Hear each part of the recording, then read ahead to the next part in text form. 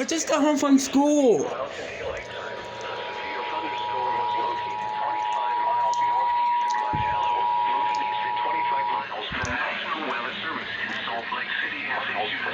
Thunderstorm warning for west central Box Elder County in northern Utah until 5 p.m. Mountain Daylight Time. At 4:26 p.m. Mountain Daylight Time, a severe thunderstorm was located 25 miles northeast of Montello, moving at 25 miles per hour. West central Box Elder 50 miles per hour with a 3/4 hail. Source radar indicated. Impact hail damage to vehicles is expected. Expect wind damage to roofs, siding, and trees. This severe thunderstorm will remain over mainly rural areas of west central Box Elder County. This includes Utah with 30 and 3-mile markers 11 and 33.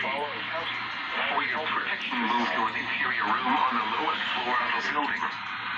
Torrential rainfall is occurring with this storm and may lead to flash flooding. Do not drive your vehicle through flooded roadways.